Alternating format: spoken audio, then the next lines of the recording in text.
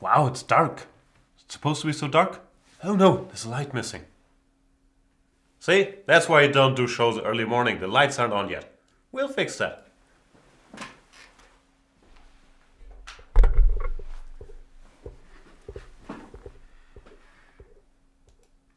Boom!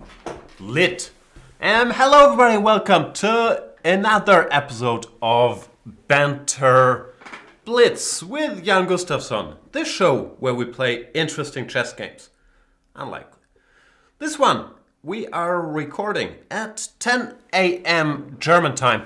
The official reason is, of course, that being the big business people that we are here at Chess24, we're trying to break into new time zones.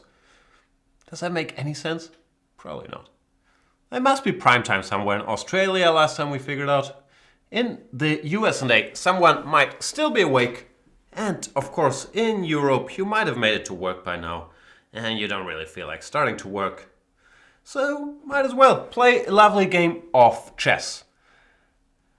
Yeah, you can see. My thoughts are flowing this early in the morning. Actually, I've been up for a while. I shouldn't pretend to be a late riser these days anymore, because I bring my daughter to kindergarten.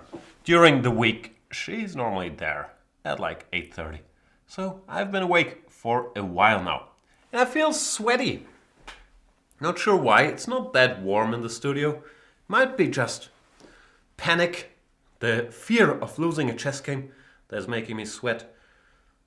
Shall we play one? I don't feel very bantery just yet. Let's play a lovely game of chess. That's, after all, why we all met here. And maybe we can play against low-rated, row-rated,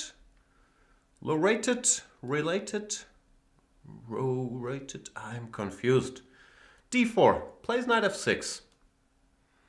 I shall play knight to f3. Hashtag, why not?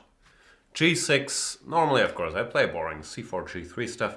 This time around I will play, what's this called? I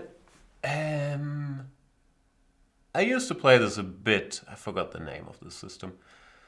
Anyway, it's not the smartest move. Of course knight c3 threatens e4, so you're sort of making black go d5, which the problem is he is generally quite happy to play, because white has committed his knight to c3. c5, I believe, is also the way to go. And knight c6, knight e5, this was a line. Back in the days.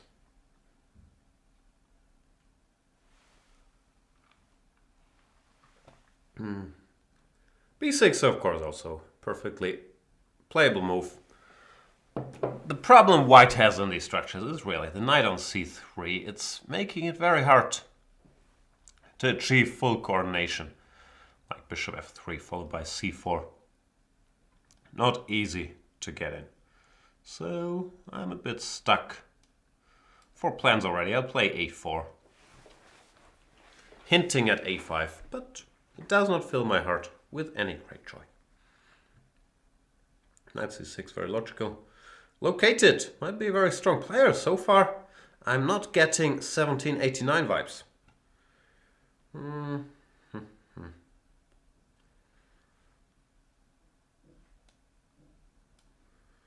Nah, I was gonna take and go a5, but it feels silly.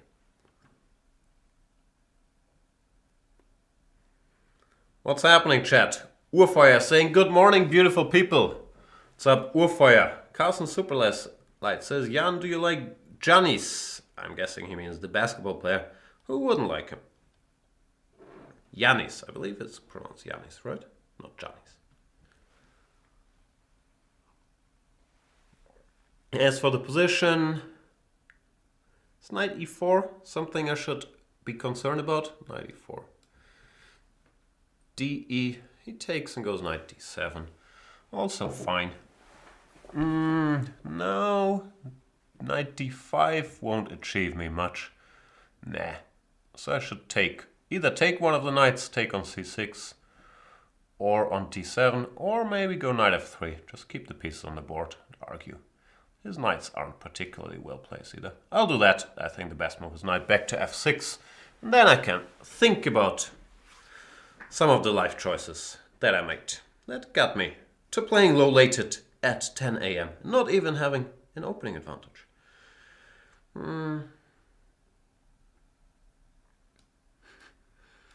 I won't repeat. Don't you worry.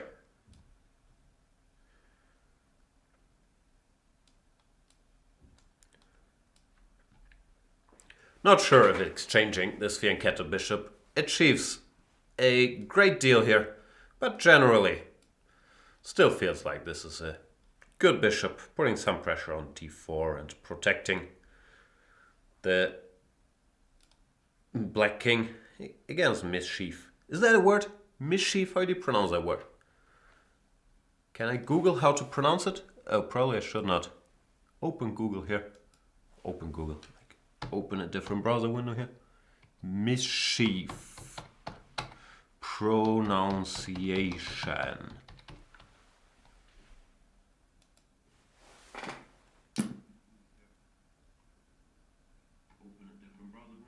Oh, that's me? No, go away. I just wanted to hear mischief. I have to. Mischief. Okay, sounds doable. So what's going on here? I would like to transfer the horse, the knight, to d3.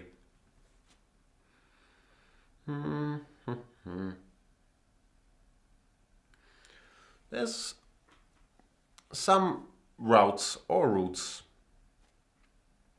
leading there. Whenever I move the knight, he's gonna bother me with knight to e4. So I have to figure out how much that concerns me. I was expecting b5 for some reason. I'm not sure if that's the correct move. b5, I want to go knight to a2, then head towards the b4 square. And probably rightly, he does not do me the favor of playing b5. Instead goes rook to c8.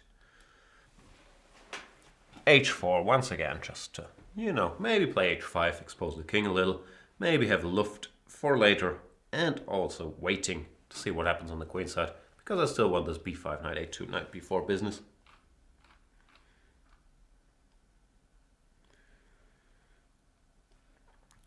Mischief. Is that like a female boss? Mischief?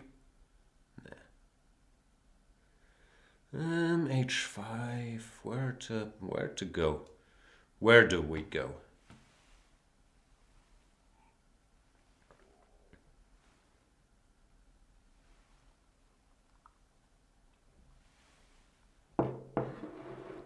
Mr. Dodgy is asking, what about the... How do you pronounce those? Agos? Those are shoes, right? It's like these moon boot looking shoes. Agos? I'm gonna have to Google that pronunciation as well. Oh, now it started some other video here. 8 tips for British English pronunciation. Now I just want to know how to pronounce Agos now. And Agos pronunciation. That might not be a word that is deeply ingrained into our dictionaries. No, here we are. Hey, talk to me.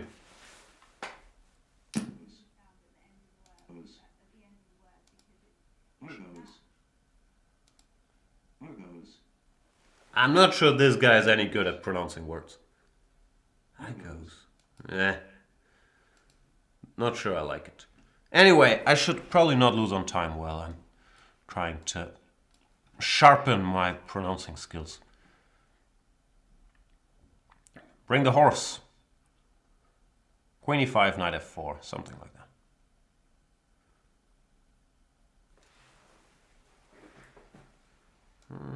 Knight e4, good move. Unfortunately.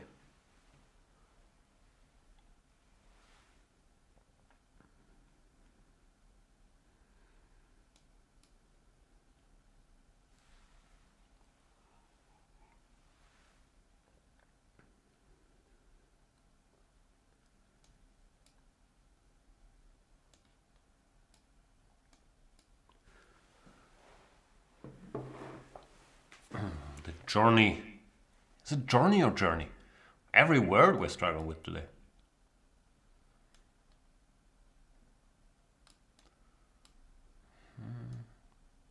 Is nearing its completion.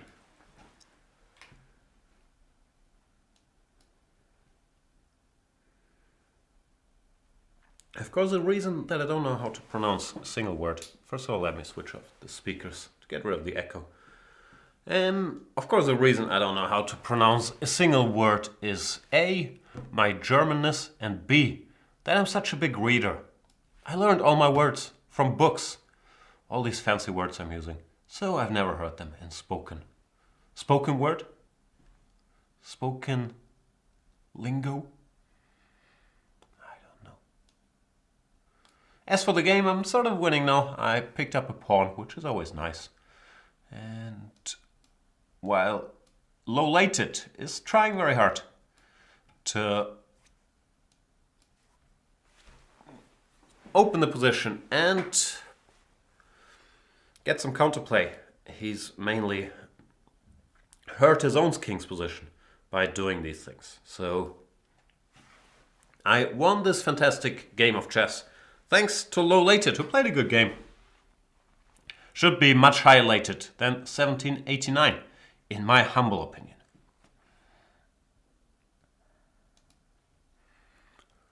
Can we play another one? Wow, Lontas from South Africa. Hang on, South Africa is in the same time zone as we are, isn't it? It's 10 a.m. in South Africa as well. So maybe there's just some bunch of early birds, or people that have to go to work late, or students that are just waking up. For whom 10 a.m. is perfect time to play a lovely game of chess.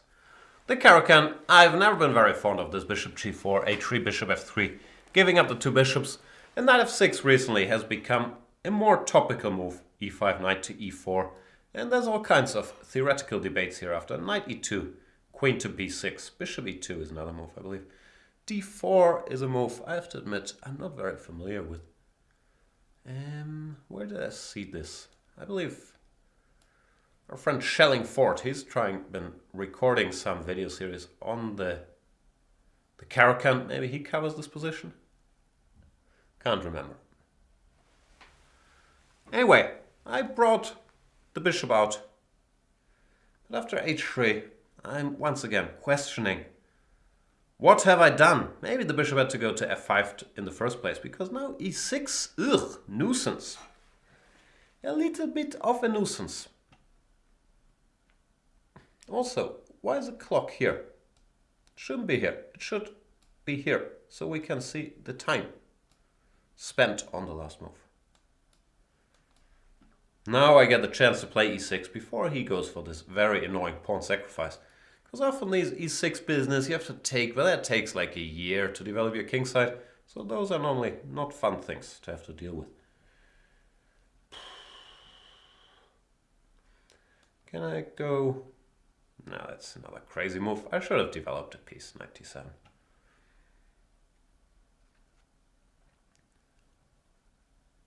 Castle Superlight is asking, who will win the match between Ivanchuk and Wei Yi? They're playing a match? What kind of match is that? In China? One of those 4-game matches? What's the format? Classical chess, 4 games, rapid blitz? Anyway, I don't have an answer. I guess with Ivanchuk, it's always a big question.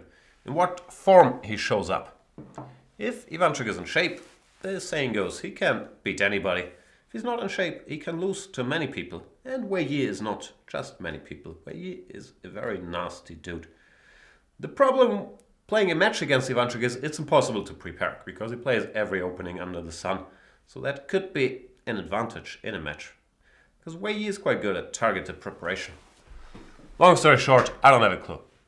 6 games classical. Anything could happen. Recently, what have we got? In the World Cup, we got good Ivanchuk. In China, he might be... I don't know. It's so hard to say. I'm going to say 3.5, 2.5 for Mr. Wei Yi. Or Juanito, as we like to call him. As for this game, it's all very confusing. We have an endgame where I guess I'm fine. Because the white king and his center should be a little vulnerable. Generally, without queens, this white space advantage becomes less of a factor because here all my pieces have comfortable squares. I have good options to put pressure on that center. Bishop e4 is there, rook to d8 or long castles. So I'm assuming that black is fine. Not sure if he's more than fine. Sorry. Oh, I was looking for the cuff button, but I was late. Sorry if I broke your headphones.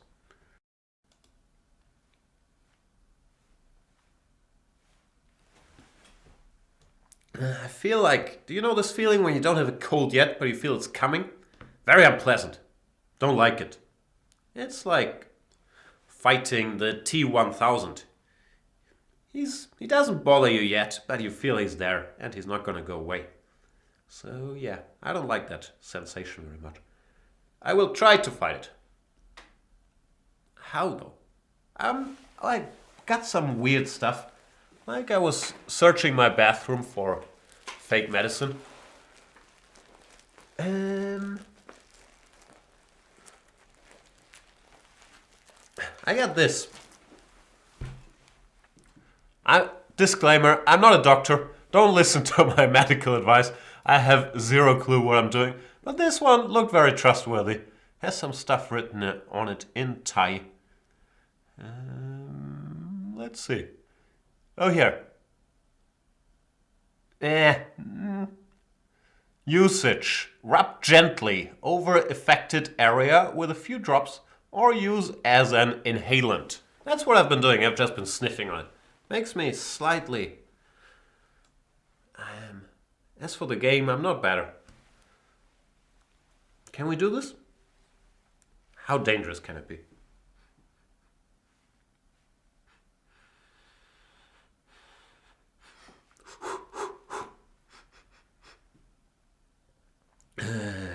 Should I try to make one sensible move at one point? Let's determine the structure. And bring the horse. I should stop saying the horse. I'm getting annoyed myself of me saying it. It's the knight. It's not a horse. They just look alike. It's a knight in shining armor. Why do we call it a knight? Doesn't make a lot of sense, does it?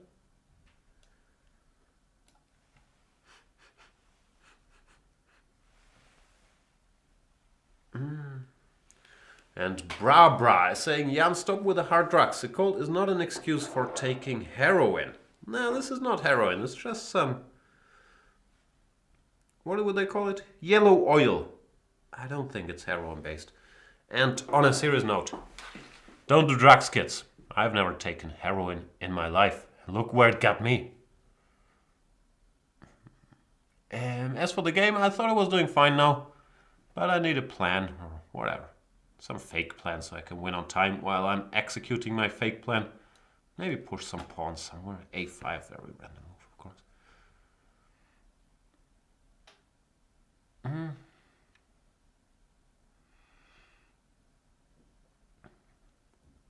And I'm being informed that in Ukrainian and Russian, it's called a horse.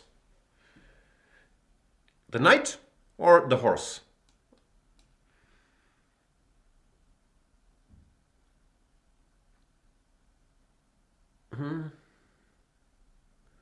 And Mr. Dodgy points out that the correct pronunciation is horse Y. Horse Y or horsey. I don't know. I've changed my general position on horses. I used to be afraid of them, but after watching BoJack Horseman, I realized that horses are not so different from you and I. They're very similar problems, especially BoJack. He struggles with depression and alcohol and commitment issues and getting close to other people. Are those commitment issues? And narcissism. You know, everything that I'm assuming everybody struggles with. So, I'm no longer all that afraid of horses.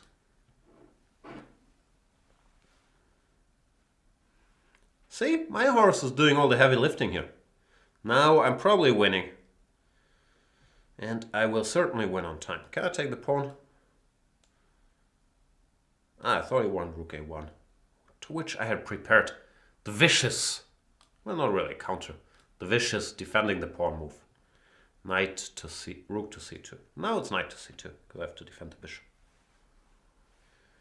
Let's have, well, if this is your idea of fun, I feel sorry for you. But let's do a petit combinaison. Because look at the rook. The rook has no squares. And I won! Hooray! Carson Superlights says, stop horsing around. Yeah, it's a big shame that horsing around went off the air. It was my favorite program back in the 90s, when it was a major TV show. Alright, I won the game. Before I tell you guys more about my weekend, which I'm sure you're dying to hear about, let's play another game against Tourbox. Tourbox 99? Is that your name?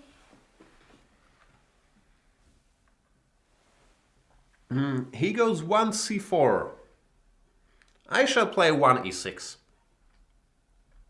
I've been working on, well, I am always working on video series and then I never do them. But I've been trying to round up my repertoire series against 1 d4, which so far is 4 parts on chess 24, by adding chapters on e6, no, on 1 c4 and 1 knight f3.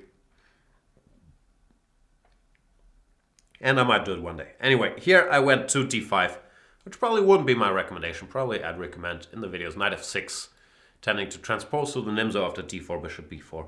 And you have to be aware of 3 e4, but then after d5, I think black's doing fine. Anyway, Tourbox played 3 d4. By now we have transposed into what I like to call the triangle, since I just played c6. Of course, knight f6, so bishop e7. Arguably more popular moves in this position. c6 is generally fine as a tool to transpose to the semi-Slav, or sometimes play something a little sharper, like the what's called the Notebome after knight f3 dc4, but it does allow white the very dangerous gambit 4e4, which is not everybody's cup of tea, and cd5 in this move order is not supposed to be very dangerous after ed5, I believe. Black is supposed to be fine. This was recently played, speaking of Ivanchuk. Ivanchuk played this with white, I believe, against Kramnik. Didn't get anything special. This position, you can play bishop to f5, which will lead to a dryish endgame, or you can start with f6, trying to keep some more pieces on the board. Of course, bishop f5. Arguably the better move immediately. But then white can go queen f5 or bishop e7, exchange all kinds of pieces. So I didn't want to do that. Here after queen b3, I'm wondering, can I play knight c8? That looks like a fancy move. First of all, knight c8 would make some sense, because white will sooner or later play bishop g3. That if he takes on d6, I could recapture with a knight. And this is the ideal square for a knight in such structures. At least that's what I've been told. Secondly, after knight c8, queen b7, knight b6, I would trap the queen. Having said all that, no having said that comes to mind. I'm still intending to put the knight on c8 should the bishop get questioned by bishop to g3. And Urfeuer really does hate his Wi-Fi provider. Sorry, man. Do you have a Wi-Fi provider? That's confusing. Like normally you have an internet provider and then Wi-Fi is part of your... I don't know, I shouldn't get into tech talk because I'm too stupid. TED Talks maybe, but Tech Talks, not gonna be able to do it. As for the game, should I make moves? I don't know what goes where.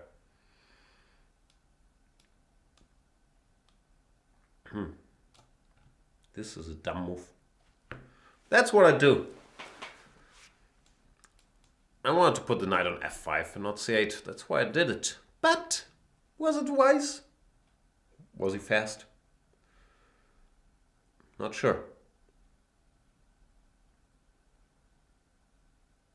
J. Elman says, I saw a game where So played one c4 against Kramnik and it just seemed to end up in a Catalan setup. Why not just play d4? Things are never as simple as they look, but of course, nowadays, you have to be able to transpose into various lines, like the Catalan, no matter what your first move. Well, if it's one e4, probably won't be Catalan. But in all the c4, d4, knight f3 universes, it's very important what lines you're comfortable playing with either white or black, and what lines you're not comfortable playing. And that's why many people do like to start with one c4 or one knight f3 to move order their opponents into a certain line. For example, I can't move the piece here. But if he plays knight f3, knight f6, g3, d5, bishop g2, then after bishop e7, for example, white can play d4, and black is committed to bishop e7 Catalan, no longer bishop b4 check. Anyway, as for this game, what's going on? I don't know what's going on. I'm not sure why I'm allowing him to take on g6. Looks like a horrible, horrible thing to do. I should take and play f5. Now that I looked at the position, I have a plan. Icon has plans.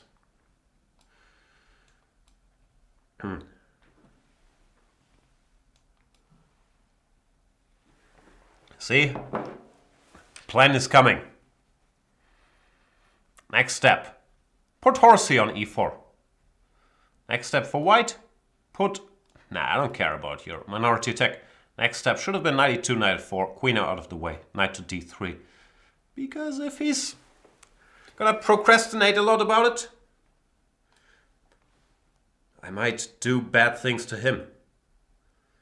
I'll be honest with you, Tourbox, I wanna do bad things to you. Does that sound creepy? Maybe. But I'm just quoting True Blood, arguably the best TV show ever made. It's very arguable. I don't think anybody would actually argue that. What are we talking about? My upcoming book on being a rook up? Carlson Superlight is asking, when are you going to give a TED Talk and on what? Can you choose a topic? I thought TED Talks are on the movie TED.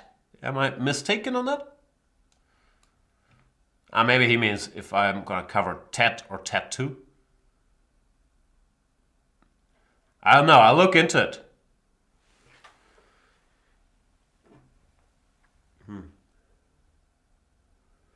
Wolfire saying, I wasn't exactly sure how to phrase it in English, Jan. You shall be forgiven. I struggle with the problem of how to phrase stuff in English pretty much every sentence. I also slightly struggle with what to do here. But if in doubt, take the pawn. Oh, I should pay more attention. I didn't see that he has knight takes d5 or bc followed by knight takes d5, which is bad news. Yeah. Things are not going well. Now the knight can also jump into e5. So it's time to press the panic button and try to complicate things. Before my lack of skills. I wouldn't call this lack of skills. I would call it lack of respect for Mr. I do respect my opponent. Lack of respect for the art of banter blitzing. I don't know. Whatever I'm going to say here. I just keep digging myself a deeper hole. Do I not? Don't know what to do either.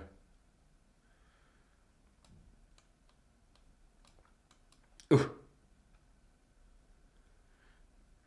Maybe it's lack of self-respect.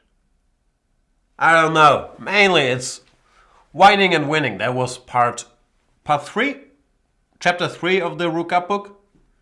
Still not a rook up. I have some plans like put my queen here and then take this rook. But if he doesn't allow it, the going might get tough. Ugh, f3, I'm not making any sense. So upsetting. I'm gonna lose. These are like the 15 stages of grief. Is it 15? Should be 15. No, it's 4, 5. Dabda. Denial, anger, bargaining, despair, acceptance. Dabda. See? I'm very educated on grief. Give me. Okay, now we come to the flagging part of this program, which some people say is the best part. Some people say it's the only part, because let's face it, there's not a lot of chess being played here.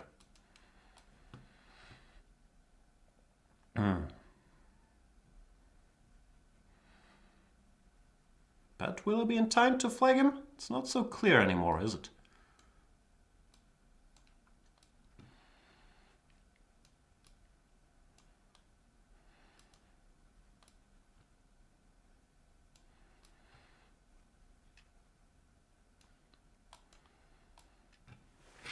Another excellent game by yours truly. And yeah, that was Dapta, the very short version, like somewhere around here. He says good game, and I would not agree, but thanks Tourbox99. So, what was it? Denial? Yeah, I didn't think I was gonna lose. Anger? Yeah, I was angry I was gonna lose. Bargaining? I thought maybe I can win on time, not lose. Despair? Ugh, really gonna lose. I never really hit despair because I didn't think I was gonna lose. Acceptance? Yeah, also didn't get to that stage. Anyway, good game against Mr. Tourbox99. Let's play, I don't know.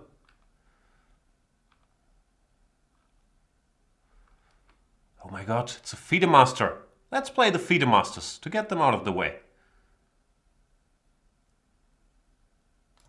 Mr. Formless.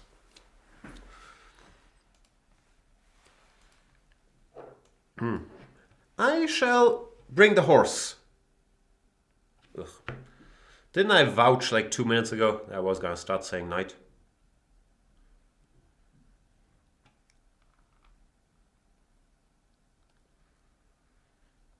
And yeah, maybe we have to redefine Dapta for chess purposes. And maybe it's webduff, whining, anger, bargaining, despair, acceptance, flagging. Webduff. Formless is not with us. That's a great pity. Why can't I form a normal sentence? Why can't I say formless is not with us? Why do I have to say formless is not with us? Now let's say it's Obama-esque cadence. And let's play Overspark.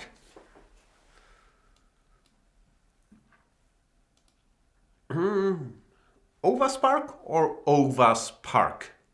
This could be like a Norwegian dude named Ova, and he owns a park. Maybe he's like Matt Damon in We Bought a Zoo, except he bought a park and then he called it Ovaspark.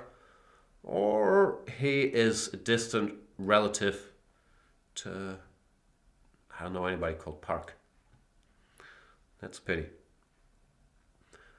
So, or his name is Ova, and he's looking for a spark in his life, his chess, because he ends up combining one knight c6 with two g6, and that's not really sparkling. It's really more of a still water approach to the game. So, how can we find out? He does not share his name with us. He shares his flag, the United Kingdom.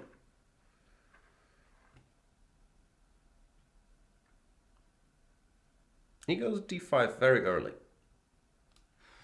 Which could be okay. I'm not sure if I can maybe exploit this knight having gone to c6 that early by try to push it around. e4 and d5. Ufa is asking, c4 knight c6 really a thing? Yeah, there's nothing wrong at all with knight c6 because you can go to e5 pretty much against everything next move, and we transpose to main lines. d4, even there e5 is fine, or d5 transposing to the Chigurin. I was, a little more critical about g6. If you play e5 here, pas de problème.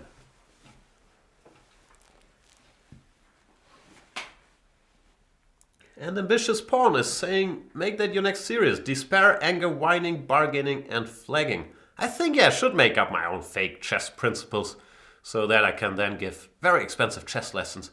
Teaching. What was it? Wopduff? Yeah. Improve your game with the 5-course plan by famous German chess grandmaster and commentator Jan Gustafsson, Wobdaf, now available for only US dollars 299. And Chapter 1, Wine Like a Grandmaster. I feel like we might have something there. While we're on the business trip, they gave me a new bonus code. So if you still are not a premium member, why wouldn't you be, first of all? Secondly, you can now save 15% on your premium membership with the bonus code Janistan. You spell that Janistan. If you don't know how to spell Janistan, you have other problems than improving your chess. It's a famous republic, the Republic of Janistan. So if you purchase your premium membership, monthly, annual, I don't care, and enter the voucher code Janistan, and then you get 15% off. Or you can wait for the Wobda series. Wobda? Nah. Ooh. Give me that rook.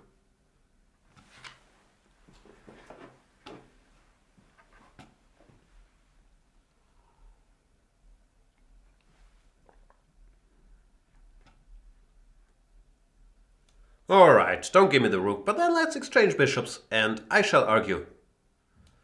Your bishop better than my bishop. That was a topic we had earlier already. This fianchetto bishop often helps to exchange it. Was it the first game? Because then, you know, there might be Harry Hole around the black king.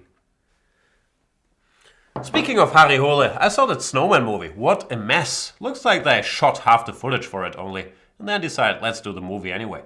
I read the book. It's a good book, so they really messed that one up, which was a big surprise. They had, what's this guy's name? Alfredson? No, what's the director's name? Antonsson? Good director. They had Michael Fassbender, good actor. Martin Scorsese, producer. So it should have been a good movie, but yeah, something went very wrong. I'm not gonna spoil it, but yeah. What a mess, especially that J.K. Simmons character. Like, I don't know what did they forget about him? It was all very weird. What else can I tell you? I think Snowman being a mess was the main message that I wanted to correspond to the rest of the world today. I spent the weekend on the road. Oh yeah, I was going to talk about my very exciting weekend. We traveled a lot of kilometers or miles with Schachonski in a car. We went to Halberstadt, or to be more precise, to the Schacht of Strübeck. One of the only towns I know that has Schach, aka chess, in its name, Schacht of Strübeck, because it has such a long chess history. It's actually called that. I gave a simul there. Drew one game, lost 2 games, won some games.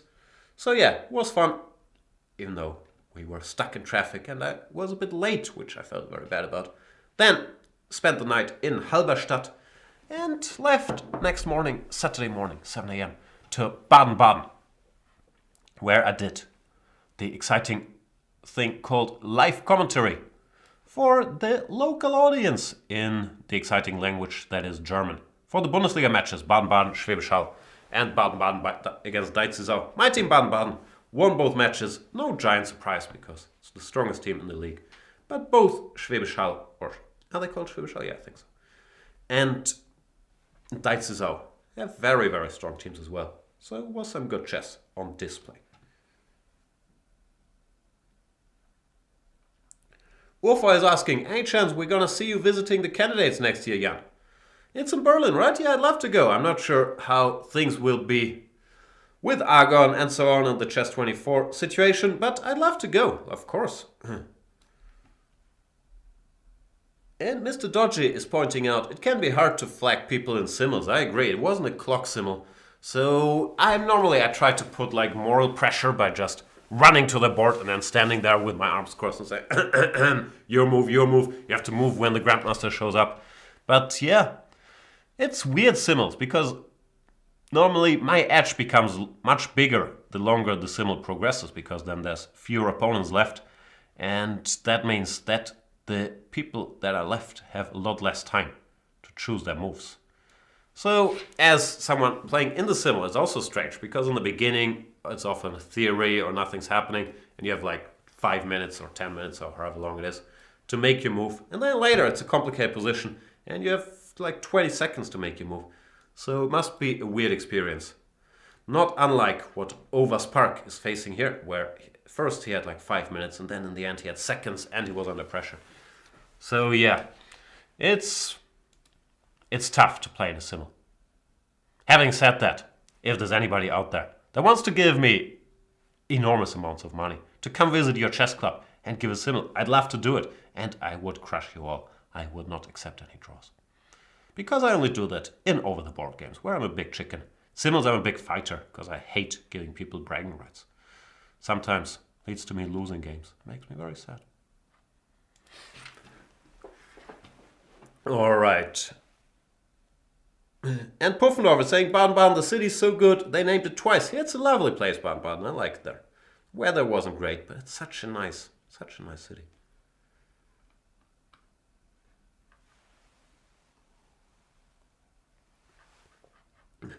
Tanfara, where you at?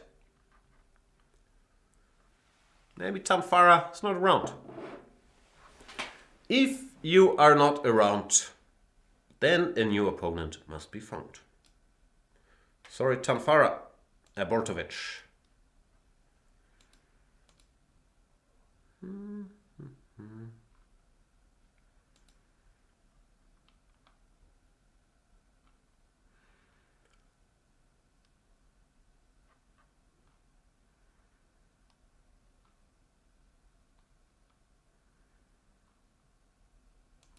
Let's play c4, g5 from the US&A. Ambitious Pawn is saying, Chapter 3, the psychology of flaggery. Yeah. Is the correct term, by the way, is it flaggery? It doesn't sound so flattering to call it flaggering. Shouldn't it just be the psychology of flagging? I'm not sure. Flaggery maybe sounds more like a craft then, right? So could be something to it as well. But no, I think, yeah, we're gonna have to talk to the... Will we have an editor? No, I don't want people to edit the art of flagging. I was gonna say, we're gonna have to talk to the editor if we call it flagging or flaggery. But don't flagger yourself. That will be an important topic, because you need to remain very even-keeled to flag people. You've seen it on this program. Once I start tilting, which happens pretty much the second I lose one game, then the flagging stats go way down. So one very important aspect of flaggery is never get too high, never get too low. I believe that's what all the basketball players are told by their media people. Every interview you must say, on this team we follow the approach, never get too high, never get too low. So we're not going to get too excited about we're having won a game. It's just one game. And yeah, the same applies to the art of flagging. Flagmanship, that's a good word. It's like craftsmanship, flagmanship. As for the game, yeah, I don't think this c5 is such a critical move. But it's a very direct plan. Go b5. And maybe instead of knight e4, I should have played e5. But I did no such thing. Bishop d3, generally, yeah, I don't think this is an exception. It's more important to achieve e5 than hanging on to the bishop pair here. So I thought it made more sense to capture this dude than the other dude. Having said all that, I might or might not have blundered some queen f5 related tricks. But probably it's not a biggie yet. Queen f5, g6, and if he takes and then plays queen f5, I can take on d3 or play knight g6. Or rook e8. So many options. Queen d1. This might be another important chapter in the book on flagmanship. Distract your opponent with pawn grabbery. Like, before the flagging, the gods have put the pawn grabbing. Because in order to make your opponent think for almost 5 minutes, and let's face it, no one's really calculating lines, we're just winging it here, you have to make him worry about his pawns. Therefore, here we see the move queen h4, attacking the pawn on b4, and easily winning 1 minute on the clock. Because c4, g5, he's worried about Mr. b4 pawn. And who can blame him? See, he spent all this time and still gave the pawn. So of course we grab it instantly, without thinking for a second. Because another big point of flaggery is don't think. Don't think yourself, because we need to stay ahead on the clock. f4, more pawns. So now we're 2 pawns up. The position is extremely dull. There's nothing to be learned from this game, no attacking techniques. Which is also important. Don't make it complicated. Don't make it weird. Just, play boring moves. Rook e8, rook b8. Defend your extra pawns.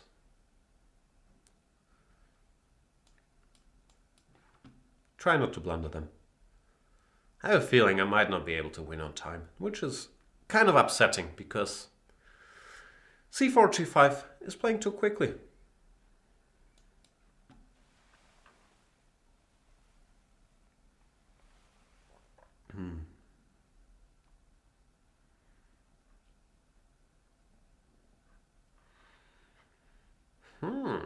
Ambitious pawn is pointing out, never get too high or too low on your own supply. That could be part of the unified theory, even though I would have some logics questions.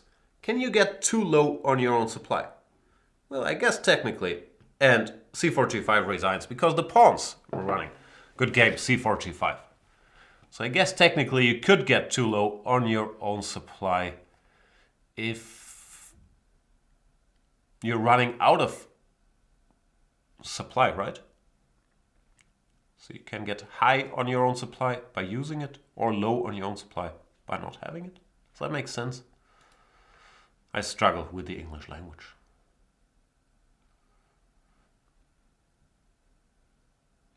Let us play against Chess Beauty. Because you can't say no to the beauty and the beast.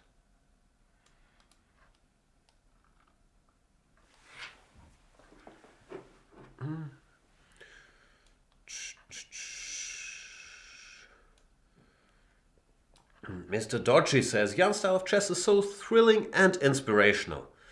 I'm glad I inspire you, Dodgy, but why are you so mad? Try to understand. How does this continue?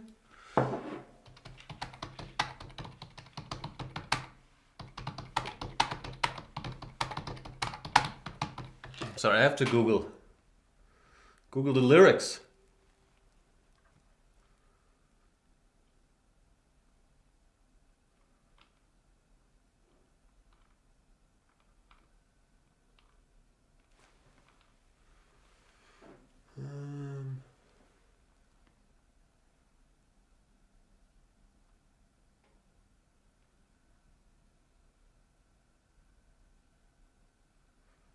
Why are you so mad? Try to understand that I do want you as a fan.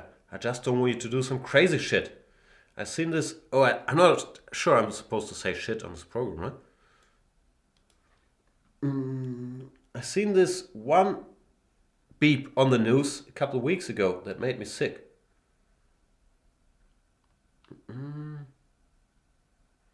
Nah, this doesn't really apply as an answer. So, I don't know any theory here, unfortunately. I'm not an e4 player. But generally, having said a3, you probably should say b4 as well. Because I've seen people b4 that played a3 and then didn't play b4. And I'm sure they regretted it later. Go away. And then she'd say... Ugh, I wish I knew stuff. I want to go here, but I've seen stuff like some old Shirov games where sometimes they play knight a5 or some weirdness.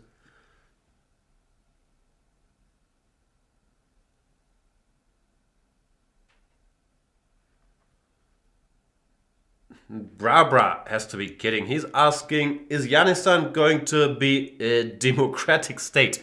Yes. We will be very democratic. Very free elections. Yes. Democratic state for sure. Funny. If not, can I be the chief of the secret police? I don't know. If I gave you the answer and I said yes now, then first of all, how secret would the police be if everyone knew you were the chief of the secret police? Therefore, and I should stop blundering. I'm so distracted. I should stop blundering that this knight is no longer covered. Should have put it on c5 instead bishop d3. But now it's too late. And chess beauty might take one of my pawns. And then I will claim it's been a long term, deeply calculated sacrifice. After knight e5, d5, bishop a4, h4, that I get great initiative.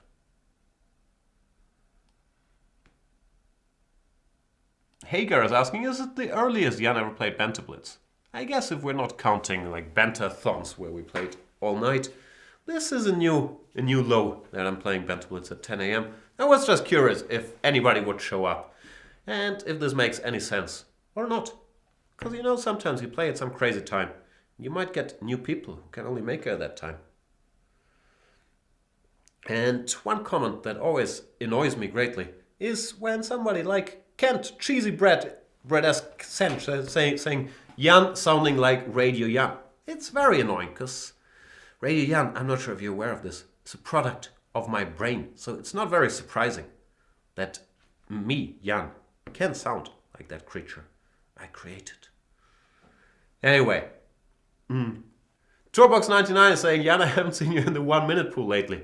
Oh, I'm playing way too much.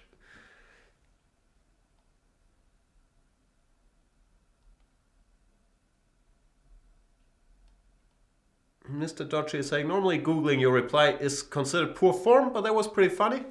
Fair enough, but I'm not sure if you're aware of this. This whole show is either scripted or me reading from Google. But I'm a bit shocked that I did not know the lyrics to Stan anymore, because I've listened to that album so many times. Knight h4, excellent move. Didn't see it coming. I thought I was going to play h4 and h5 and be cruising. No cruising, huh? That's too bad. Knight h4, really strong move. Ugh.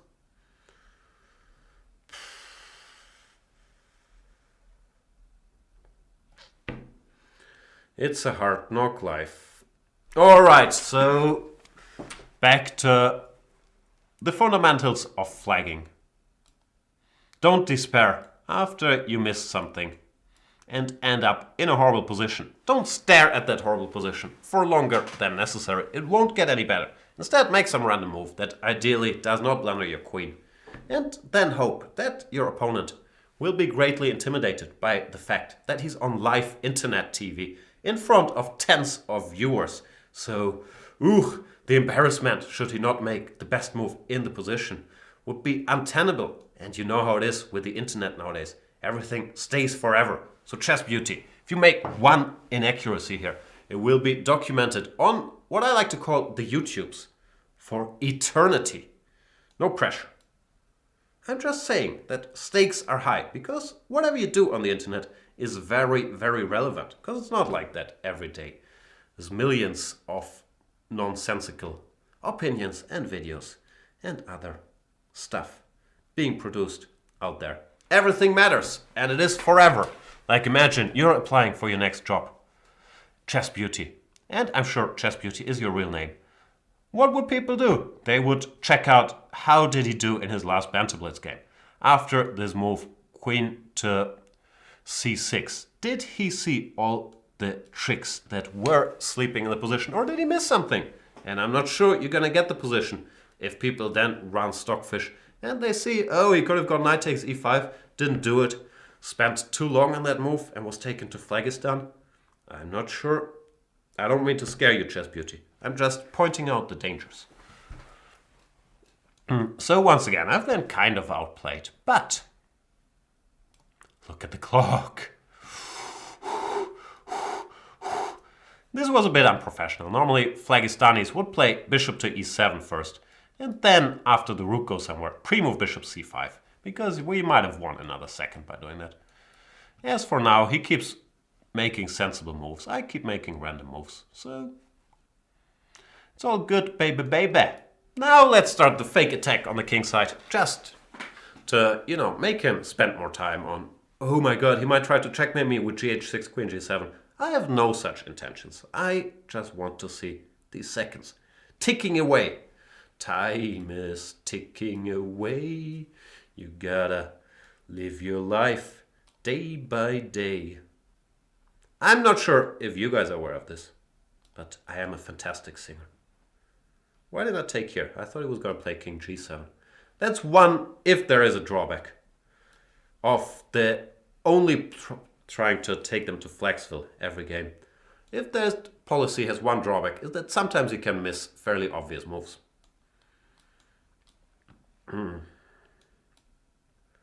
Alright, let's... Ugh, h6 was really bad too. Oh boy. Now, oh boy is reserved for situations where I'm actually in trouble. Here I'm still kind of winning. But I'm not sure I found the most convincing way to do this. Once again, occupational hazard. I have no idea what that means, but I'm like a sponge for random English phrases. I hear them often enough, and then I have a feeling, this might apply here. It applied in certain similar situations. So Chess Beauty resigns, which is a bit offensive to resign with 2 seconds on the clock, but who can blame him? And all of what I said the last 2 minutes, Chess Beauty, was of course tongue-in-cheek. I didn't mean any of it. You played a good game. Let's Google occupational hazard.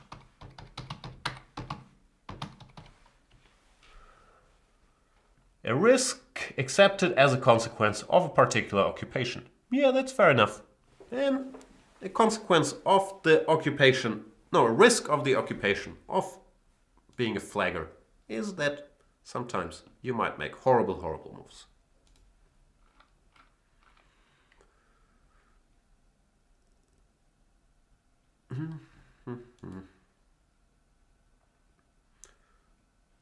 Let's play our boy Bra Bra. What's Bra Bra? Is that a chess bra plug? No, they're spelled differently, right? Chess bra is chess bra B-R-A-H or B-R-U-H? I think it's probably B-R-A-H. I'm not sure. Don't the real bras nowadays call it B-R-U-H? I don't know. And Tan Farah saying typical. Had to take a phone call. Come back to see that Yanni boy actually accepted my challenge. And now you've called me Yanni boy. So, nah, I won't take offense to that. Because I'm in a good mood. Yeah, sorry, Tan Farah.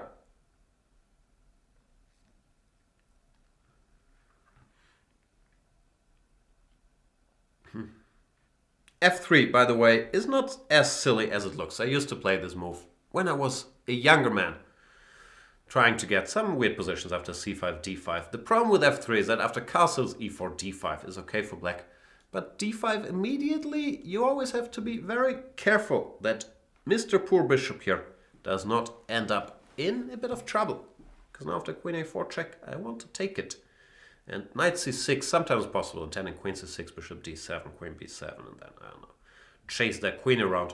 But after knight c6, there's also c d5, followed by bishop b5. So, long story short, don't allow this queen a4 check. Castle before you go d5.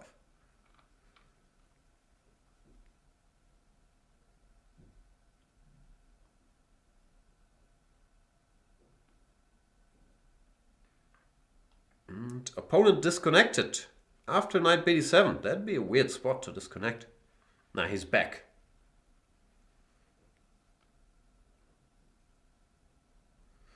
And I agree with Ambitious Pawn. It is heartbreaking that Chess Beauty did not make it to Phlegiston. Simba7 is saying, Jan, any ideas against Philidor for my opponent over the board in 3 hours? Why would I give ideas to your opponent? But no, I got what you're saying. Not really, no. What's Philidor? E4, E5, knight f3, d6? No, what move order do they play? They play E4, d6, d4, knight f6, knight c3, e5. Nah, I got nothing. Sorry, Zimba. I'm not a big E4 guy. I'm a piece up though, right? That's... ugh. Bad move.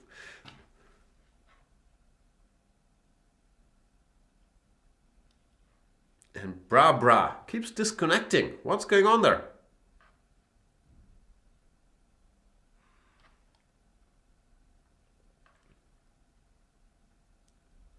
Maybe I'm misreading it. Maybe it's not meant as Bra. Maybe it's Bru.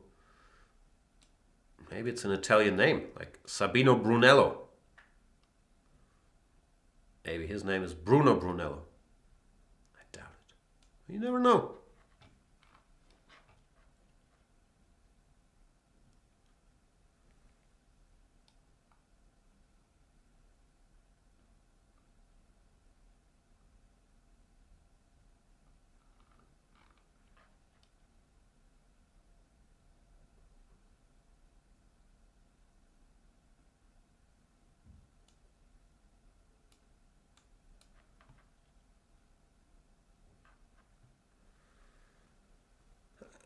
This game is strange, because I'm a piece up, so I lack motivation to go to Phlegistan, because part of the fun getting to Phlegistan is that your opponent would otherwise have had a fair shot at winning the game.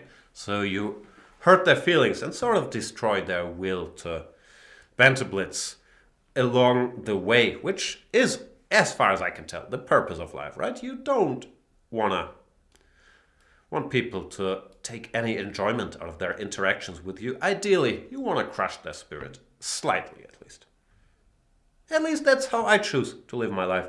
And look what a bundle of joy I am.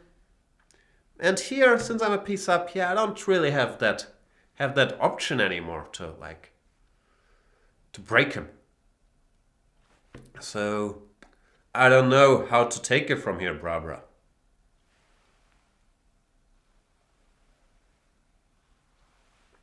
How to take it from here? That's not any language either. He's playing well ever since he gave me that piece, but a piece is a piece. And I'm fairly at peace with my position.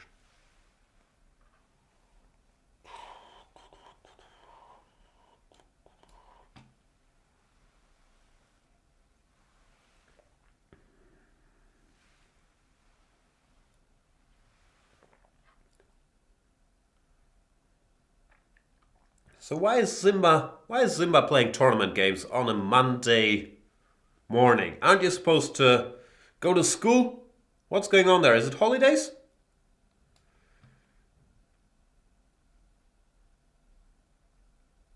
Tell us all about it, Zimba. What tournament are you playing and why? I'm still drifting with my extra piece. Like, how bad can I let things get before actually converting it? See, d3? At least now maybe there's a glimmer of hope back in Bra's eyes. And then I can break that spirit again with d3, bishop e3. I should stop talking like that. I'm not really into breaking people's spirit. And Bra has never done a bad thing to me. I got carried away. You know, it's just a character I play. In real life, I'm a very nice, humble... okay, I can't say that with a straight face. I'm a very nice, friendly young man. I'm no longer young. So, what else is going on? I'm going to Crete, which is an island in Greece, for you American viewers. I'm going to Crete on Thursday. Lovely place. I've been there before. Even though last time I've been there was 10 years ago. So maybe the hotel. I hope it's still great. What's it called? Creta Maris, I believe. It was very nice when we played there, the European Team Championship 10 years ago. This time around, I'm no longer a player, but a commentator. I will give my expert opinions on what the engine has to say about the positions on the board of the people that, on the boards of the people that are actually playing in the European Team Championship. Looking forward to it. All the European powerhouses, which really is. Most chess world powerhouses except for India, China, and the USA. I hope I'm not forgetting one. Cuba? Yeah, there's some others. But it's a strong tournament, that's what I'm trying to say. Featuring Russia, Azerbaijan, Armenia, Ukraine, the Germanys, probably England, and so on and so forth. So looking forward to it. And Brew resigns here because after bishop f2, the pawn on c2 will drop. Thanks for the game, Brew. And once again, sorry for all the things I said. I don't mean them. Let us play Koinonia. Koinonia, another regular bullet opponent of mine? I would guess so.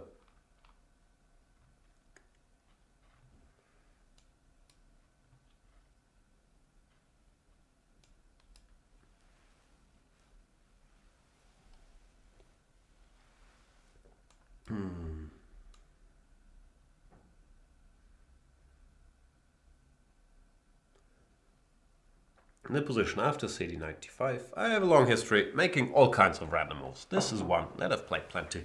Queen b3 I've played, queen c2 I've played, and so on and so forth.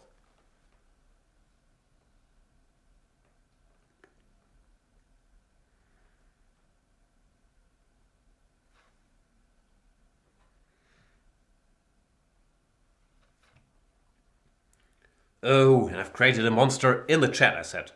Great for our American viewers. I'm actually normally on the side of defending the geographical skills of the Americans. Because, frankly, I know very, very little about American geography. Like, if you ask me to find Illinois on a map, I have zero shot. If you ask me to find Detroit on a map, I have zero shot to get into the proximity. Is it because that's in Illinois and I don't know where Illinois is? That would make sense at least. See, I don't know any of those things. So why would they know stuff about European islands? Like, I don't even know if Long Island, is that an island? Probably it is, right? But what I'm saying is I'm just as ignorant about American, Northern American, Middle American, Southern American, any geography over there. So it feels hypocritical, is that a word? To make fun of their geography skills when I know nothing about stuff over there.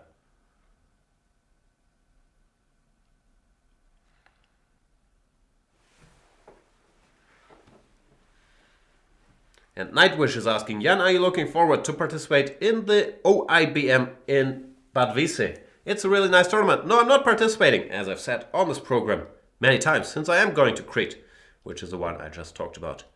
They are clashing, so I'm not playing in Bad Wiese. I hope I can make it some other year. But not this year. I've informed the guys long time ago that I can't play there.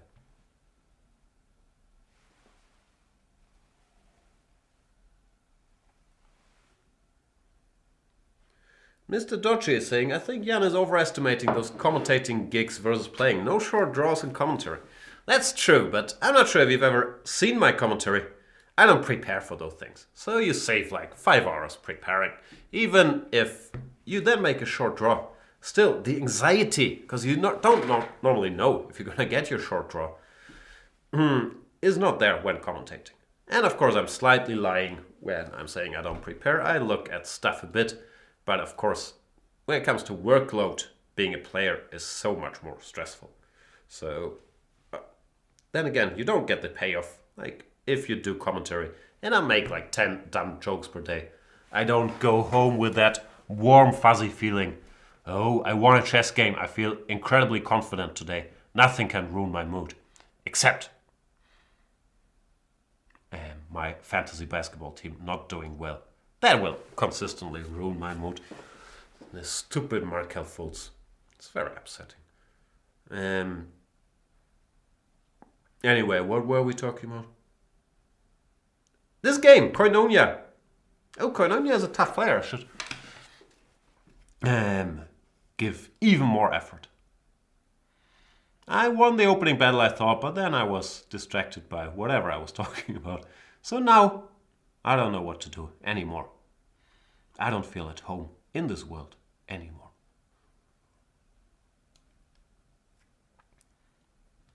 Maybe I should not panic and give up all my pawns just because I don't know what to do. b3, ridiculous move. That's what you get for thinking forever. You may end up making moves like b3. Really. Don't make a whole lot of sense. See, he punishes me for it instantly. Eh.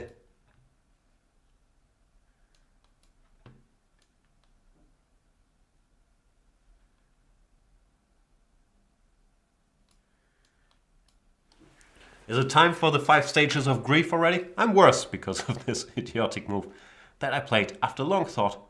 But I have a feeling there is still hope. Is there still hope? Or is it Dabda time? Nah, there's still hope. It's not too bad. Queen b2. Maybe I should have waited for a move like rook c1 and then e4, queen b2 to create all kinds of devious ideas along this long diagonal. But this might be a good Phlegistan game. Phlegistan, Koinonia. I'm focused now. f4. Can you do that? Yeah, he can do that.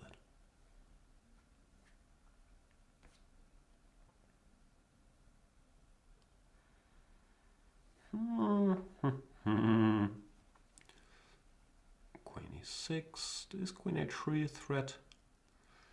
Maybe.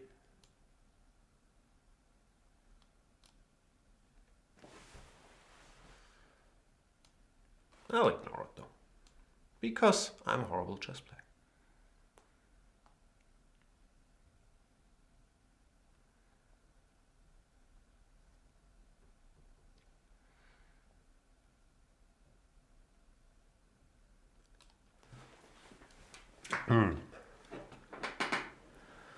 The drama.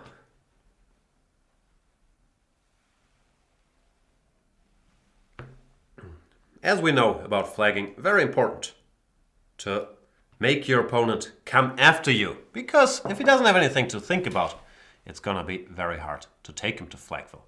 But if he wants to trap your bishop, then he's gonna spend his time. Unfortunately, he might trap your bishop. That's the drawback. But he will spend time trying to figure out how to do it. Sometimes he's not gonna be able to do it and then spend all his time on bishop hunting. And he's gonna regret. I don't know what he's going to regret. e4, he doesn't want my bishop, he wants to checkmate me. That's more worrying, because checkmate ends the game. I'm not sure if you guys are aware of that. But sometimes the best flagging plans don't come to fruition if you get checkmated before. Ugh! f3, and I am being checkmated. All this flagging talk. That's sad. Oh boy. Good game, Koinonia. That was ridiculous. Oh boy. But yeah, he did completely outplay me, and it started with this move b3, which, to my defense, was the first time I actually thought about the position on the board. And then I came up with this brilliant move, and here after takes knight d5, I have to give my fianchetto bishop or give a pawn on exchange. And all of this is very sad. So, well-deserved victory for Koinonia. Congratulations. And that was not impressive. Who is next?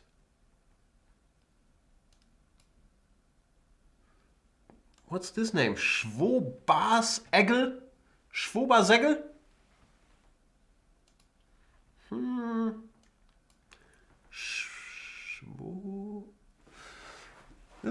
Is this a German word? Schwobasegel? Schwobasegel.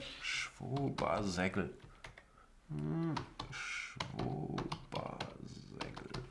Hard to believe this is German. Sounds like Schwobasegel im Schwäbisch-Lexikon. Schwäbisch, I don't want to expose my lack of geography, but it's somewhere in the south of Germany, to be very precise. I guess the Stuttgart area. And they have their own style of speaking, which sounds very odd to northern German ears like mine, even though I studied in Konstanz, which is close to Schwab. Schwäbisch Schwätze.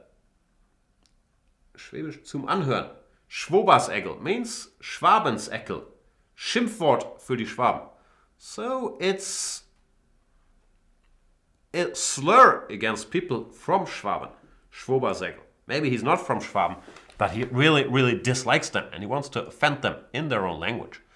So once again we learned something, but our boy is not here, so not gonna be able to do it.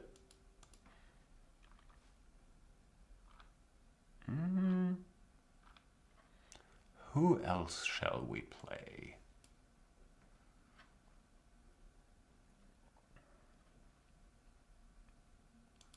Let's play Finding Nemo?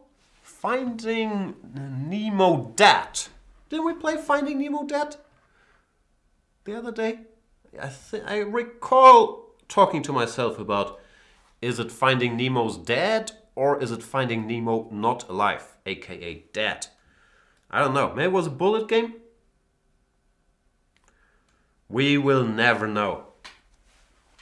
Queen e2. As you do. What do I do here? Do I play bishop c5 or bishop e7? Ugh. I wish I could remember. All of this feels very deja vu-esque. I have a feeling I played d5 recently. I'm not sure if it was against Nemo or somebody else. It feels like, yeah, we've had this exact game, right? And I was talking about, I can't remember if I'm supposed to go rook e8, knight b8, whatever. I still can't remember, and I still haven't looked at it. So, same old, same old.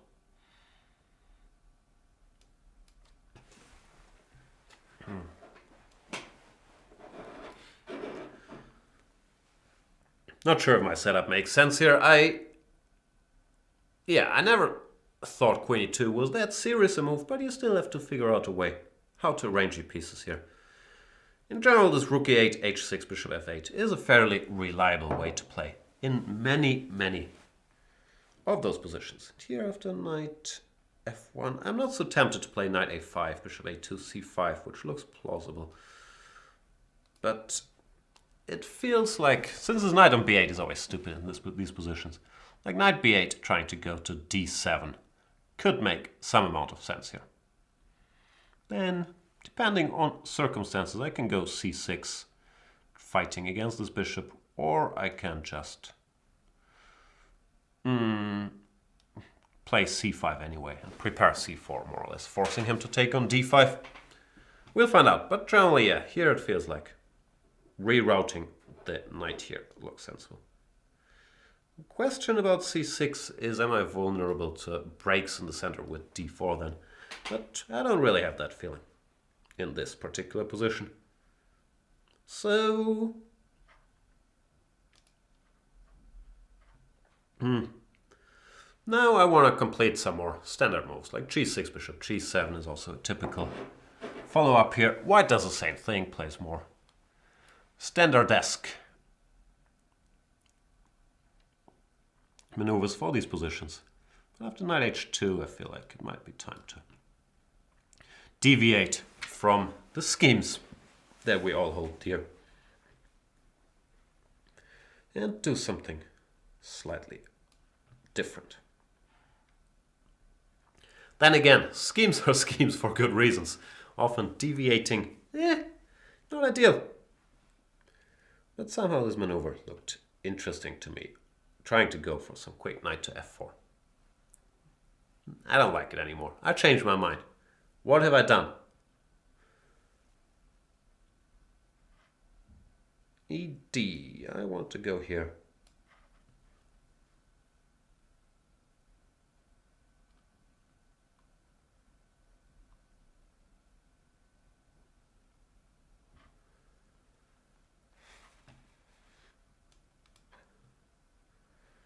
Wow, complications against Finding Nemo Dad.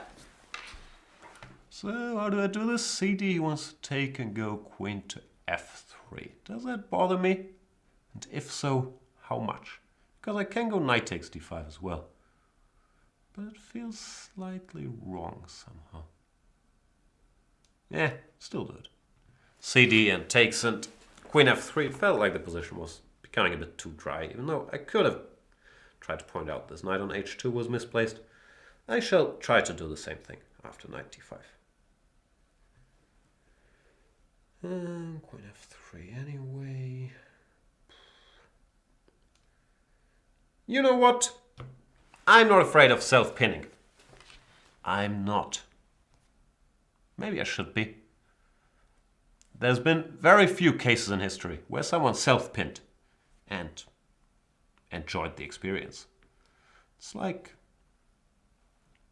whoa, queen f4, big champion of tactics. Does that work? Probably works.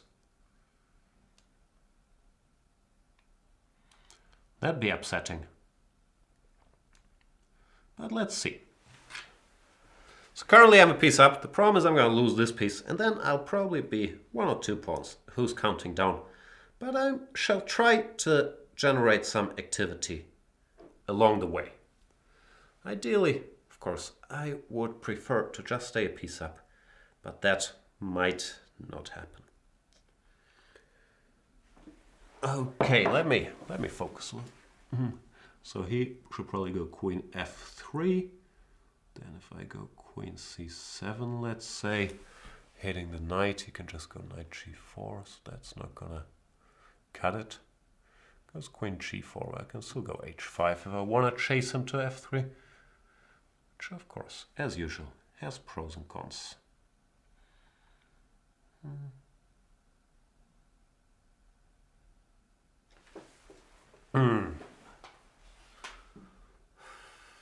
Let's do it. Ugh. I promise I make a move, and then I don't own it. Then I think, ugh. The very second I actually press the clock, not literally, because there's no clock to press here. But I'm not sure if you can tell after losing last game. I'm focused. I don't want to lose this one as well. But h5 was ugh. Because I missed queen g6, amongst other things.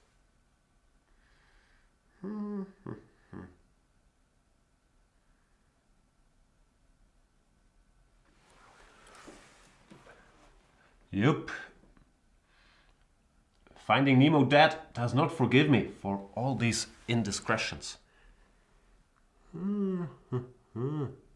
That's unpleasant. I thought he had to go queen f3. Queen g6 was not part of the master plan.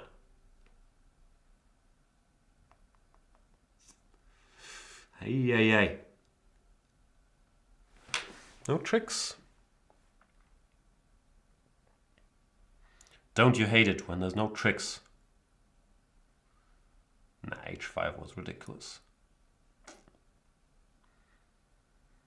Nope, that did not go well.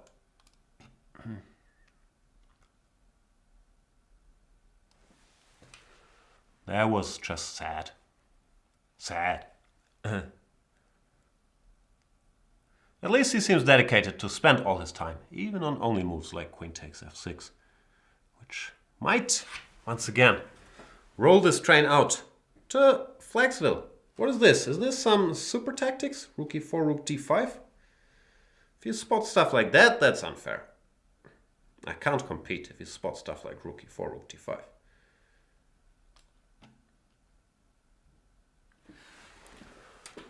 Oh boy, why are you so mean to me?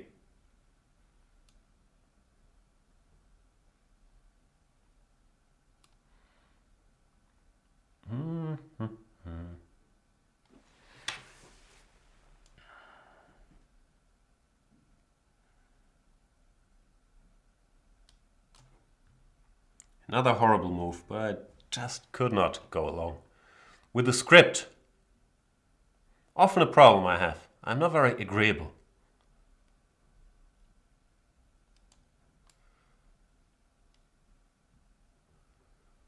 Anyway, currently I'm material up, so that's good news, I guess.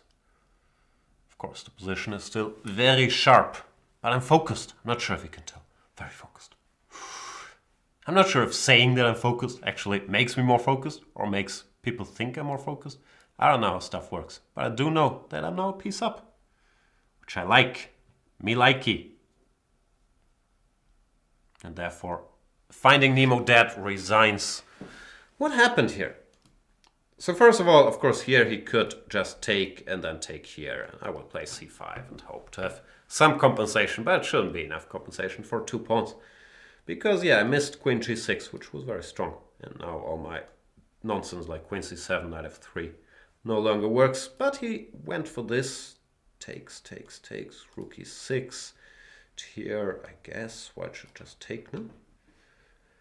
Then, I don't know what's going on. I can emerge and exchange up, I would guess. Even though I'm not even sure about that, because the bishop can return to d5. But yeah, very complex position. I have no idea. g6 or chaos, but it feels like I should be worse. I deserve to be worse. Here's all these pawns. Anyway, thanks for the game. Finding Nemo dead. It was very exciting. It was more exciting that I won. I would have been very upset had I not won. And of course, our beloved friend, Lawrence Trent, never misses a show. Because, you know, it's 11 a.m. Lawrence is willing to play a lovely game of chess. Let's see what he's been up to. Lawrence had some, I don't even know, mixed results in, where was it? Isle of Man. Then I think he had a good Bundesliga weekend. You had a good Bundesliga weekend, Lawrence? I'm not sure. I think he did. I saw he drew his first game. Probably drew both games against, on paper, of course only on paper, superior opposition. So I guess that's good, right? Now he's playing the Marocci bind. Is that what it's called? What am I supposed to do? F3? Why not?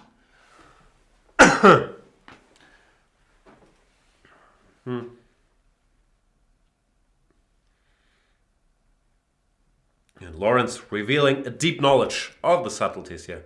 Nah, not really. But I don't know stuff either. Generally, I always believe in white in these structures because you have more space and stuff. So let's see how he handles it. Maybe he wants to go for a quick knight to d4. Or he wants to play h5 just to be different. Because Lawrence is a bit like the Joker. He's a nihilist. Is he? I don't know. I keep saying bad things about him that I can't back up then. a4. Interesting. I'll put the horsey here. Hoping to jump into what's called the b5 square on a good day. Dog day afternoon. Now, yeah, I'm not sure I like castles because now I control the d4 square. It's going to be a bit tougher for him. Of course, he leashes out with f5, but generally it's just more weaknesses in the black camp. It's a bit of a short-term opening. If you manage to generate an initiative very, very quickly, things can go well. But if you don't, then you might sit there with a weak king and not have that much to show for it. So it's not my favorite opening.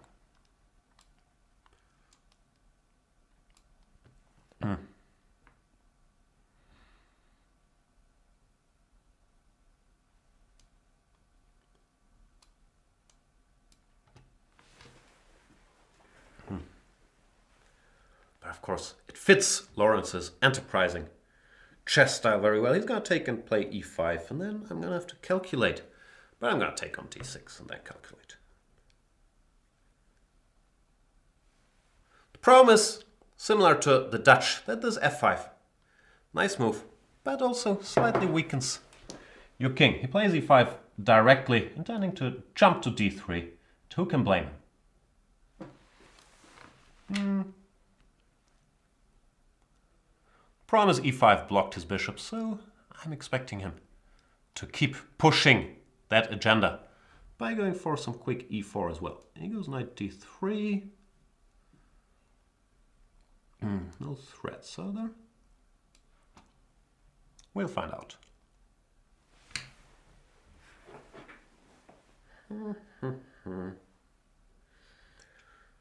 This is a typical game of initiative versus long-term strategic blah blah.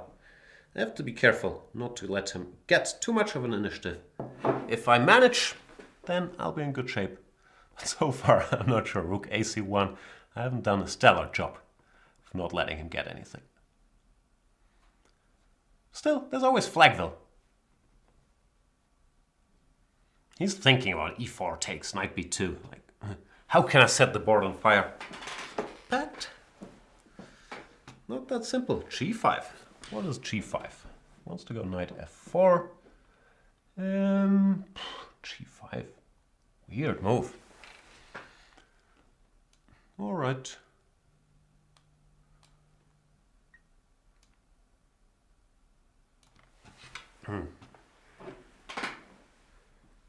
Very creative though. Gotta give him that.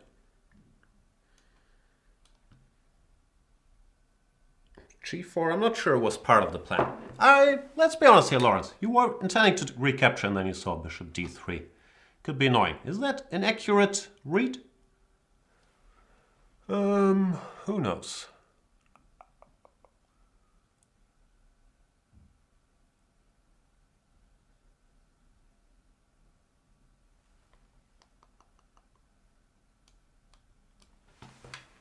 Not sure about knight b5 because it was covering the c2 square, which was a nice square to have covered.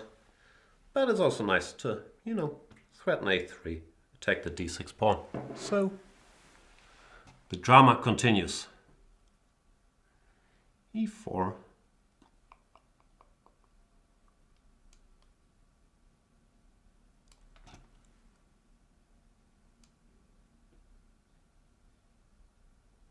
Can I take? I'd like to take. Can I take here maybe? Then what does he want? He wants to take on b2. Then I take e4. Ugh, so complicated. He's making me think that, Lawrence. Not about chess, but about my life choices once again. I'll take this guy.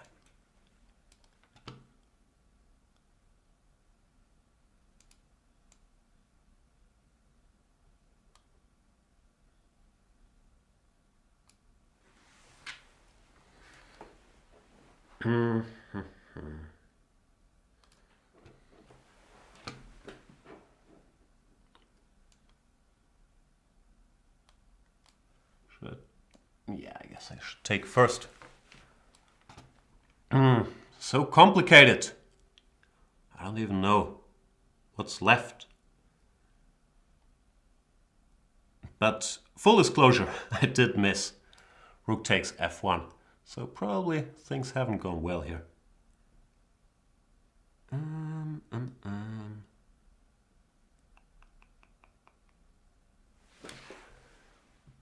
What to do?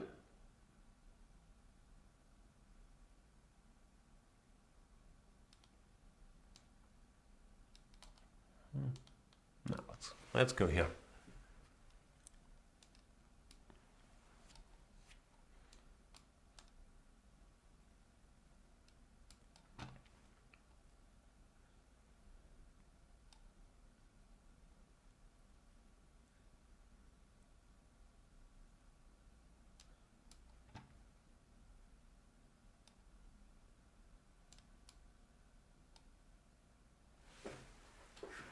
Gotta speed up a little too.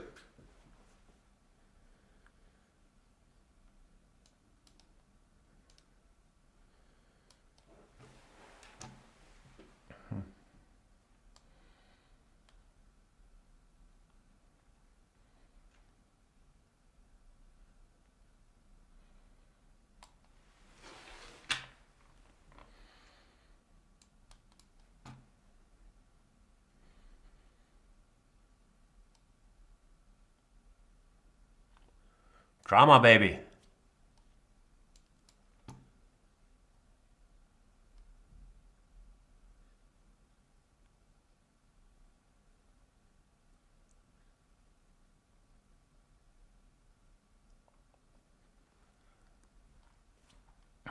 Not sure how many threats I have in this position, really.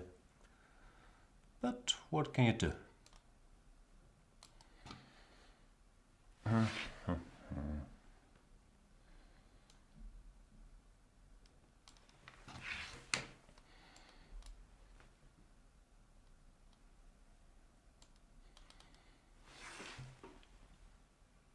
King h5? That's such a weird move. That's sick.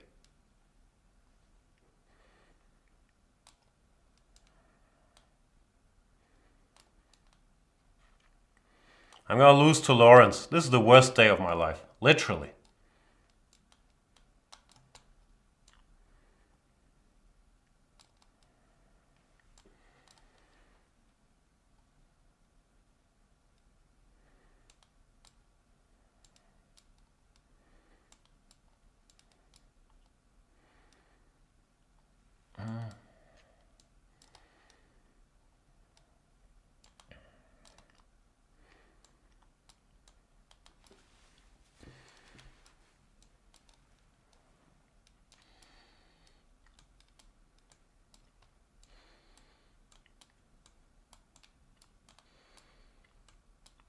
I'm even gonna get flagged. That's the worst of all.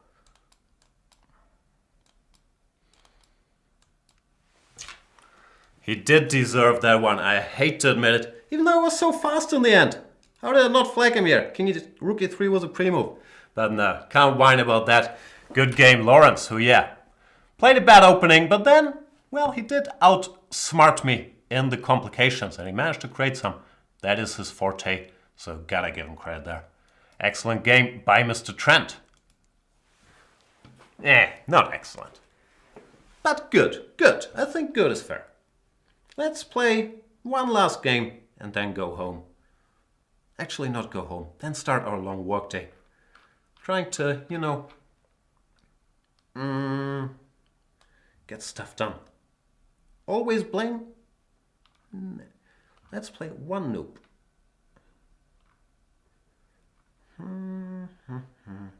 Who have we never played?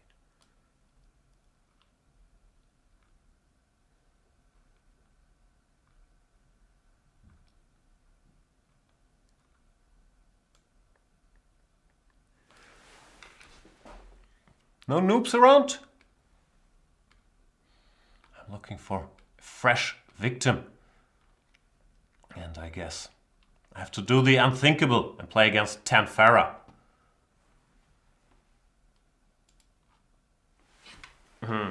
Very, very, very upsetting that I got flagged by Lawrence.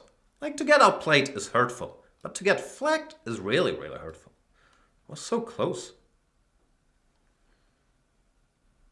So that's how it feels like. Then again, I was lost. It's, I guess, even more hurtful if you get flagged in a position where you're doing well. Is that accurate? I don't know.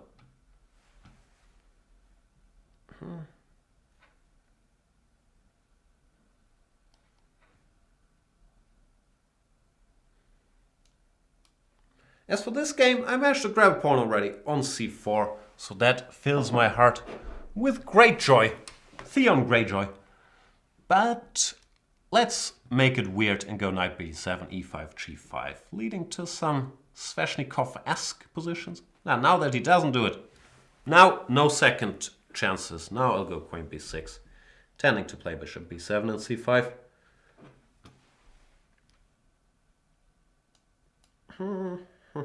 Because in general, in these structures, if you don't have to weaken your kingside with g5, then you often have a good chance of just being a pawn up, which is the reason we all play chess, isn't it?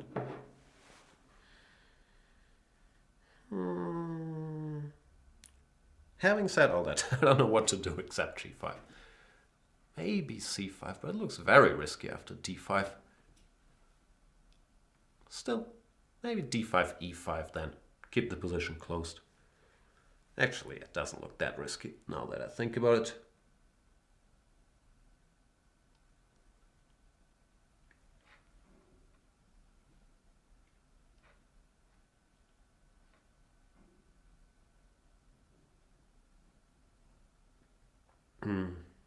He goes e5 now, giving me a bunch of options. cd4, ef6, dc3 is one of them. Just knight d5 looks acceptable too. Yeah, I think I'll just go here.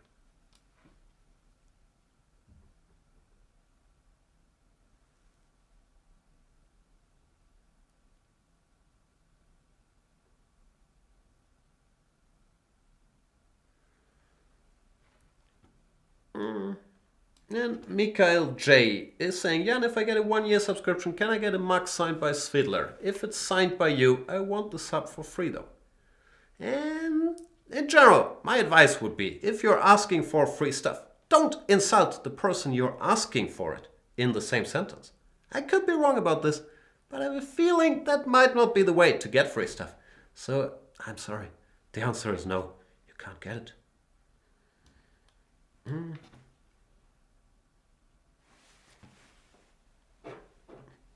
And Jay Almonds has a great idea, saying, I think they should give shirts with big champion of chess on them. I do agree with that. And we've played many big champions of chess today. International master Lawrence Trent won a very nice game. I lost another very bad game earlier. I forgot against who. That's what keeps me going, that I quickly forget all my painful defeats. And then next Banter Blitz, I start with my youthful optimism again until I lose a game, after which it's all dark despair. Oh, and Lawrence saying played g5 because g4 was a threat winning a piece, which Jan overlooked. Yeah, I never considered the move g4. Now, of course, Lawrence's opening play was risky, to put it mildly, but I did not manage to punish him, which is my weakness. I don't always punish people for their many sins. That, if I had one weakness, it's not punishing enough, I believe. And the chat is saying, they spotted it, so I could have grabbed a piece. He's trying to rub it in. It's even more hurtful, but yeah. Pieces. The thing is, I have this filter that I often don't consider moves like g4 or h4 in front of my king, even if they're good. Because it's so painful to expose that kingy.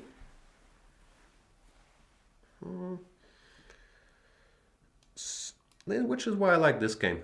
I can just, go after the e5 pawn without hurting number 1 on g8. If Tanfara is going to give it to me, though,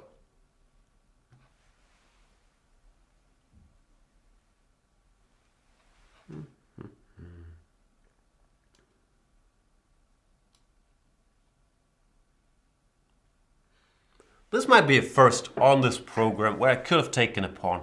But I decided, let's not do it yet, because it's so tempting to prepare knight c5, knight d3 before grabbing it. Then again, some pawns, they just don't go away. I hope this is one of them. Now, what shall I take? e5 or b2, or knight c5 anyway.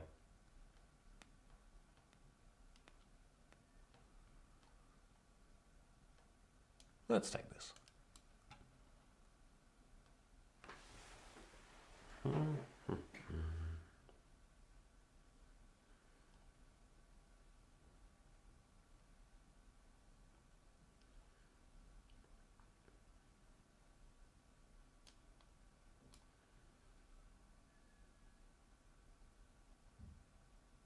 Yeah, now I'm 2 pawns up with a, what do we call this? An octopus? A controlling knight on d3. So things should be going well. No back rank mates yet? Kind of back rank mate. Yeah, why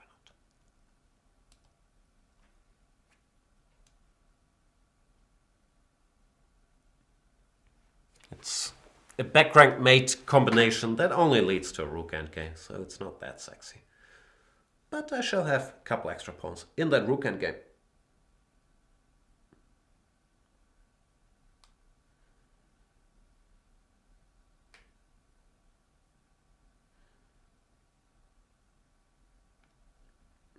Tanfara is looking for a way out, but there is no such thing. Sorry, Tanfara. Rook f2 merely accelerates the process. This is checkmate. Thanks for the game, Tanfara. In general, in the opening, I believe queen c2 is actually a decent move, but you have to figure out a way to prove compensation here. A3 feels a bit slow. Maybe B3 is a move, just to undermine my structure immediately. So, thank you for the game. Thanks everybody for joining in this early morning Banter Blitz. I'm not sure. I did get some challenges, and I think I got to play against some other people. It won't be a regular hour, I understand. Afternoon in Europe is probably better. But let me know what times are convenient for you guys in wherever. The comments on Chess24.